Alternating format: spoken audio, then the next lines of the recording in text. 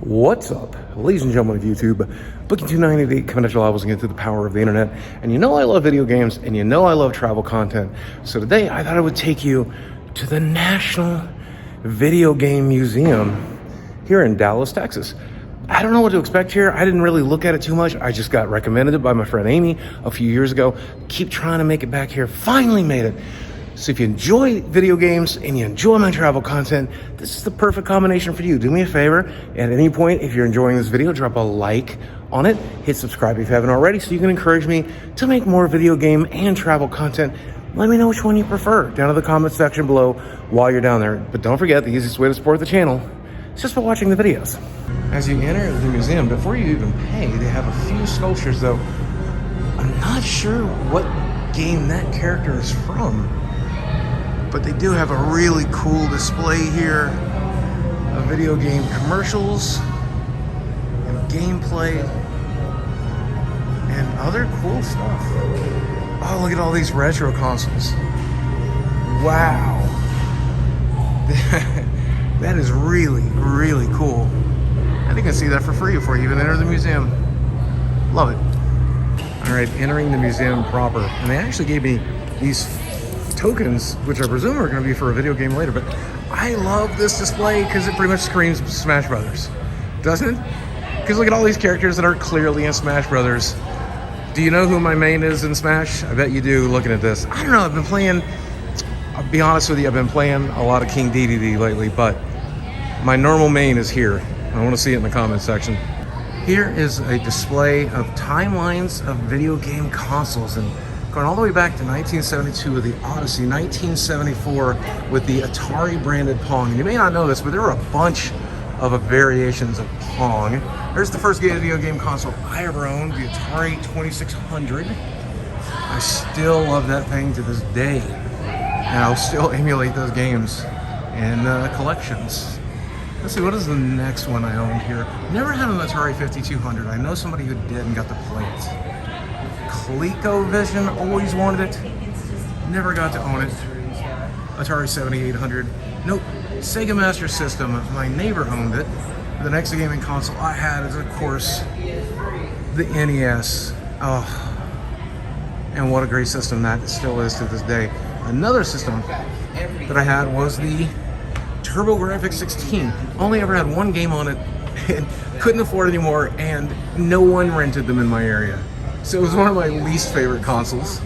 Sega Genesis up on the wall. My girlfriend in college had a Game Gear that I got to play with, as well as her Sega Genesis. Super Nintendo was the next console that I owned. Wow, look at this. The Neo Geo CD. Of course, I think we all back in the day owned at least one base PlayStation, for sure. I'm not seeing here on the wall, though, I'm not seeing the original there it is. The Dreamcast. There's the original Xbox. And 2001. I can't believe that was out in 2001. And if you really want to feel old, PlayStation 3, 2006. The Wii, 2006. Oh, I'm as old as these video game consoles. What is wrong with me? This is also super cool. Major Nelson has been here to the Video Game Museum, signed this Xbox. Then you got the PlayStation 4, that's an Xbox One. Down here's the Wii U and the Nintendo Switch. But they have it listed as today's players. So it seems like even the Video Game Museum can't get a hold of a Xbox Series X or a PlayStation 5. Back before there was light, there was Pong. And this is pretty much what breathed life into the entire industry. There's Dr. Pong, Puppy Pong. Wow. There is one of the original cabinets. And I think it's my first time ever being this close to one. And that screen is so tiny. Oh my God. Well, there it is, folks. The very first arcade machine. Some of the home systems, like Video Pinball by Atari, Ultra Pong, the various Pong iterations that you would find people purchasing at your service merchandises and Sears. It was a weird time for video games. I mean, these These games are so simple. I mean, that's it. That's it right there, right? That's Pong. That you would find some iterations with it. This one is pretty high end because it's color. But that's what Pong was. I do love that these people here are playing Pong on a giant controller, though. But yeah, that's what video games were back in 1970 something when I was born. Wow. So here in the next display, they're talking about how originally, if you bought a video game system, say an Atari system, originally the games were only made by Atari, but eventually third-party systems or third-party software started coming to these systems, including Atari 2600 and other games, and that revolutionized the industry. You could publish games for consoles you didn't make, which allowed just about anybody to make some games. And obviously that could be good because some of these Activision games here are just some of the most incredible Atari games that there ever was. The downside is there was also trash getting posted at the same time. We might end up talking about that in a minute, but you never knew when you bought one of these games off the shelf if it was going to be good. But I promise you, if you bought any of these Stampede, that was my dad's favorite game. Pitfall is some of everybody's favorite games. I mean, there's just Activision almost published everything that was good on that system, and everything Activision published was good. Now, I'm not the video game historian or anything along that lines, but I do remember Tengen's Tetris being a big deal because its first, and arguably the better of the two, they say here, was released by Atari's home division, Tengen. But here's the thing, it wasn't licensed to the system. And that caused quite a few legal battles. But like I said, I'm not the video game historian. You can watch his video on it. He's smarter than me. But I do remember that being a big, important moment in video game history. Now, I have a hot take. I like the PlayStation 5 controller. But I think the Xbox controller, specifically the Elite, is probably the best controller ever made. Doesn't have the touchpad, though. So who knows? But going back and looking at some of these awkward-ass controllers, that's just a keypad on some of these. And then you got some of the classics, like the original PlayStation. People love that N64 controller. They love the GameCube controllers. Oh, look at that monster. That Sega Saturn. That is disgusting. I forgot, of course, the light guns. The PlayStation Move is there as well. And then over here, more of the just classic controllers. God, it sure did get better, didn't it? I mean, maybe not that track and field up there, but the rest of these, it sure got better. Thank God that it did. Some of us to this day still prefer a mouse and keyboard, though, which I get. I've kind of gone into peasant mode, but this is not hooked up to a computer, believe it or not. This is hooked up to the Dreamcast, and it's specifically playing Typing of the Dead currently. So it was you can say whatever you want about the Typing of the Dead series, but if nothing else, it got a whole generation of younger folks learning how to use a keyboard. You know, I type mostly on my phone these days, but hey, I'm not so bad at typing with a keyboard still. Here we have a huge collection of portable games, and I know when you guys think portable, you might think Switch, you might think Game Boy, but that wasn't the case back in the 70s and 80s when I was a kid. Look at this. Electronic quarterback. Everyone owned that system. Mattel's football. People owned that one too. My brother had that one. Wow. These old school, are those LEDs? I don't even know what those use for their lighting system, but look at that. It was just literally red blips on a screen to represent the thing that you were doing when you were playing football. Kind of depressing that that's what entertainment was back in the day. But that's what we grew up with. They did get a little bit better as time progressed. You know, whether it was Master Merlin, which was, pretty smart AI at the time. That Defender game looks relatively reasonable. Some of these games, wow, believe it or not, I never even heard of. Arcade Spiders! Oh, my friend had that one. It wasn't very good, but I do remember playing it at his house. Oh, thankfully they did get a little bit better as we got into the 80s. I think you see these in the back of every video game nerd episode these days. Miss Pac-Man, Donkey Kong, Pac-Man, Frogger, Galaxian. These original old school versions of those games, but at least you could play something that slightly resembled those games at home. Wow. Just so much nostalgia. Now, I know you guys will probably recognize this stuff, and you probably had a good amount of it. Whether it's the Game Boy Color, Super Game Boy, so many. This was the one that made portable gaming, a thing, right? You really can't argue with that. That's what everyone owned in the 90s. And moving forward a little bit, well, some of the stuff, the Game Gears, the Lynx, a lot of failed system here, trying to recapture what the Game Boy did, but not even getting close. Go down here, look at this.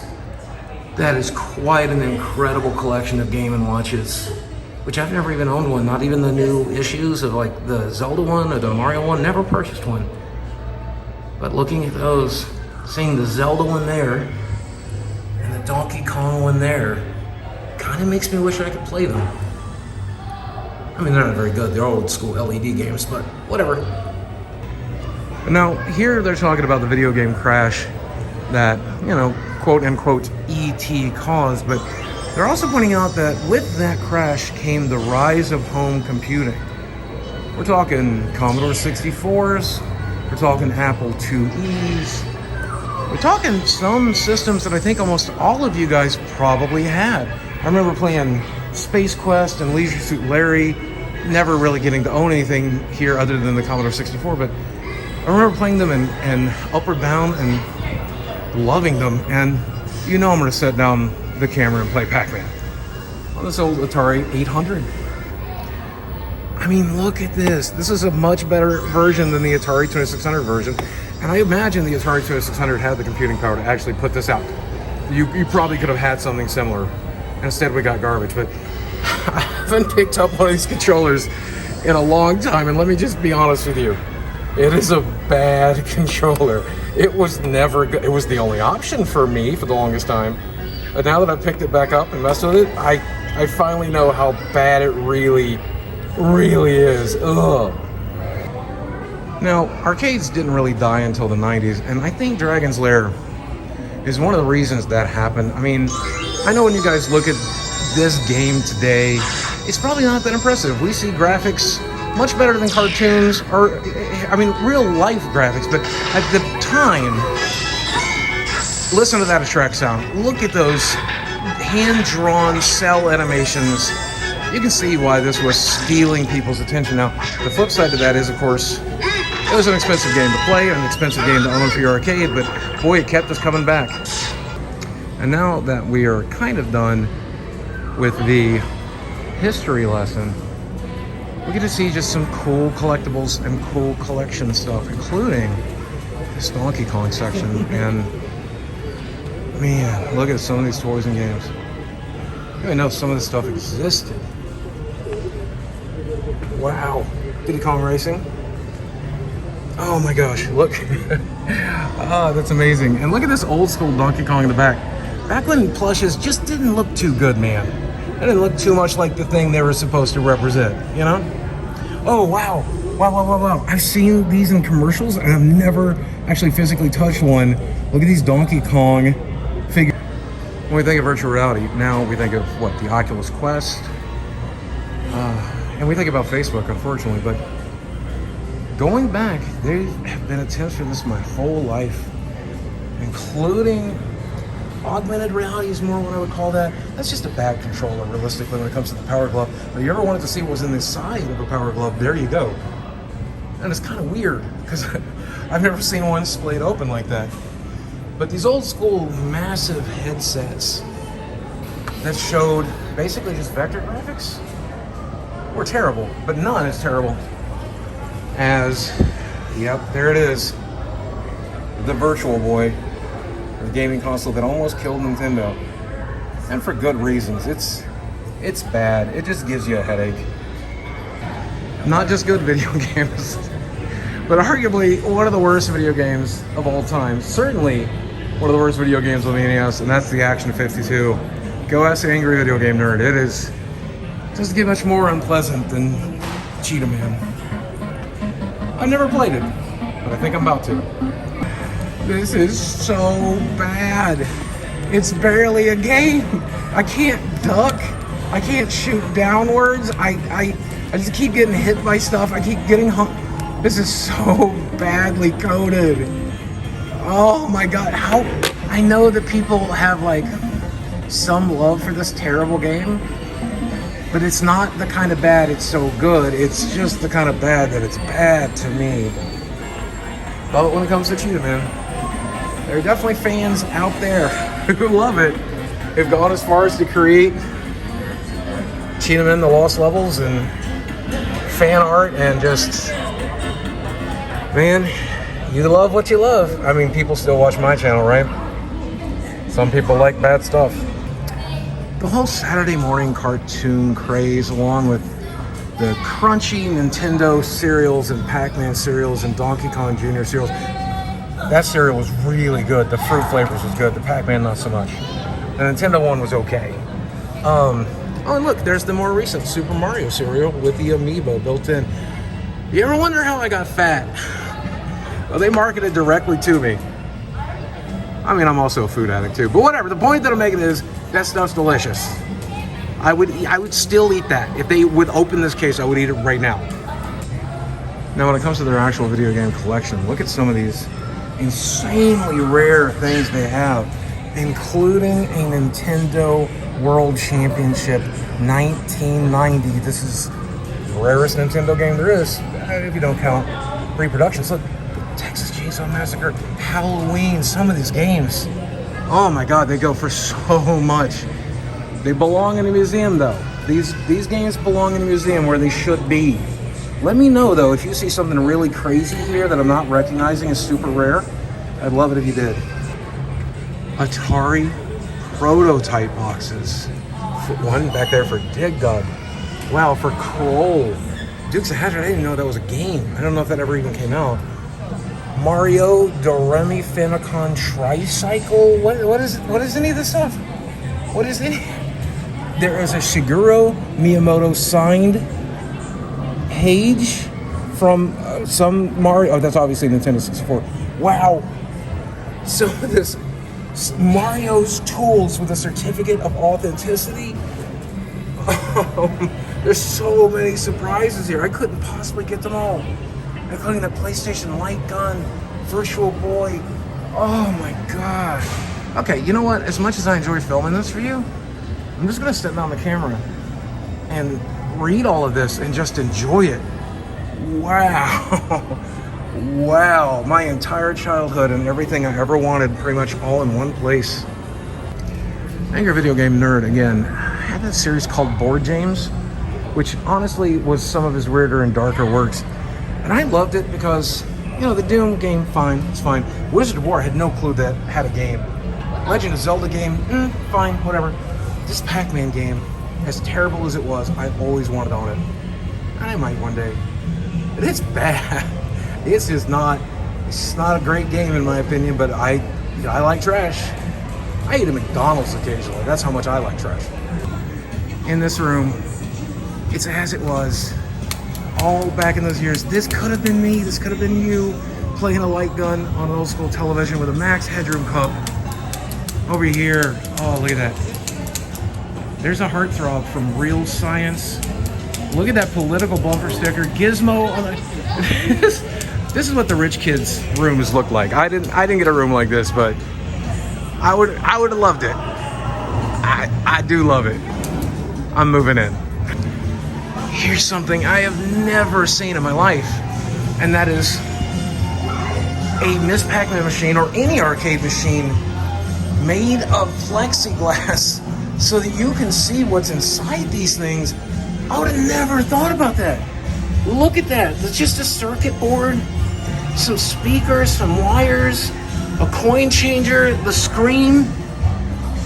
Wow. Man, I've seen these opened up. I've seen the backside of them. I've even helped work on one before, but never have I seen it like that. Ready to go.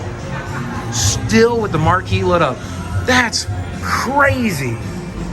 If you walked into one of the old school GameStops back in the day, you probably recognize some of those kiosks. The Jaguar, the Sega Dreamcast. Oh, man.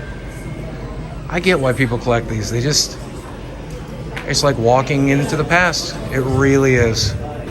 I found out what my tokens are for.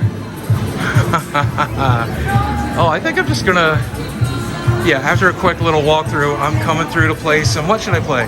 Mr. Do is one of my favorites. I saw Mappy back there. Joust, one of my favorite 2-player games. Oh, Michael Jackson's Moonwalker. Junior Pac-Man. I've seen that in the wild, but you very rarely see Baby Pac-Man. I wonder if they have it. Time Pilot, Elevator Action, Miss Pac-Man, oh, Rampage. That and Gauntlet, some of the original Quarter Munchers. Gyrus, you ever heard of Blue Shark? The Star Wars game that I have now at home, thanks to Arcade 1-Up. I will probably play this just to see the difference. Oh, an old school Tempest machine. Oh my goodness. Yeah. Punch Out. Punch Out. There's even some games here that my local arcade, Arcadia Retrocade in Fayetteville, does not have. So which one shall we play? Who would have guessed that 30 years later, these same games would be bringing me just as much joy into a whole new generation at the same time as they did when they were first made. Kind of amazing. I forgot how hard Pac-Man Jr. is. The board is just huge, and also I'm talking into a phone right now, so I wasted that life, but the board is huge. It's hard to just get past a single freaking screen. This is more than a screen. The reason I didn't like this one as much as Miss Pac-Man, which is just arguably the better of all the Pac-Mans. Okay, let me try to focus. Well, if you ever wondered if I was still bad at video games, modern games and old games, the answer is yes. Yes. But I have 3 more tokens. You know, this effect always impressed me back in the day. I don't really even know how it's done. Is this a projection screen? I don't really know, but I will say that cool 3D effect of a Space Invader machine, hard to reproduce, and if they ever did, I would buy it. Yeah, it's a projection, look. It's still freaking cool though. See, there we go. First screen done. I got my manhood back, or at least my boyhood. Well, that was quite the trip down memory lane. I highly recommend this place. I know I'm going to a gaming convention probably the weekend after I upload this, so it's kind of interesting walking in and seeing this display and then going to a place where so many people are going to love all of that stuff and buy it and sell it and maybe even donate some of it to this museum. But I hope you enjoyed the video, and thank you for joining me as we walk down as it was, as it will never be again. Melancholy. It's a feeling you'll understand when you get older, guys. Guys, as always, thanks for watching. I love you very much, and I will speak with you again soon. I should have got more tokens and played more video games, I think.